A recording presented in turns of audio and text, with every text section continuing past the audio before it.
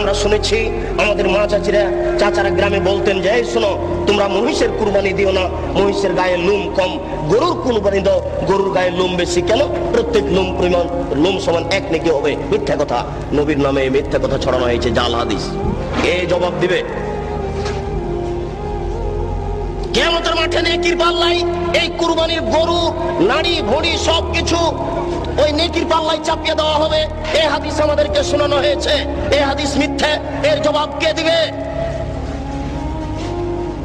গরু দিয়ে, উট দিয়ে আকিকে চলে না, এই হাদিস মিথ্যে, এটা জাল হাদিস, রাসূলের উপরে এটা বানিয়ে ছড়ানো হয়েছে। এর জবাব কে দিবে? বাচ্চার কানের পাশে আজান দিতে হবে, কথা সত্য।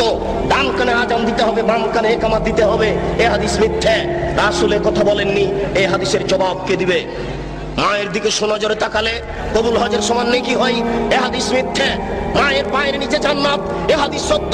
মায়ের পায়ের নিচে জান্নাত, এ হাদিস ঠিক। মায়ের পায়ের নিচে জান্নাত, এ হাদিস ঠিক। বাপ মায়ের নিচে নিকটে, বাপ মায়ের দিকে সোনজরে দেখলে কবুল হজের সমান নেকি হবে, এ হাদিস রাসূলের উপরে মিথ্যা আরোপ করা হয়েছে। এই জবাব কে দিবে?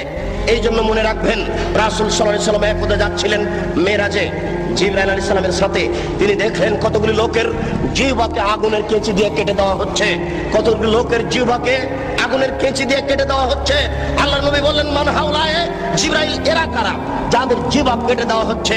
জিবরাইল আলাইহিস সালাম বলেন, হাওলায়ে খুতবাইনুল উম্মাতিক, এরা হচ্ছে আপনার উম্মতের বক্তা, যারা বক্তৃতা করে বেড়াতো, তাদের জিহ্বা আগুনের কেঁচি দিয়ে কেটে দেওয়া হচ্ছে।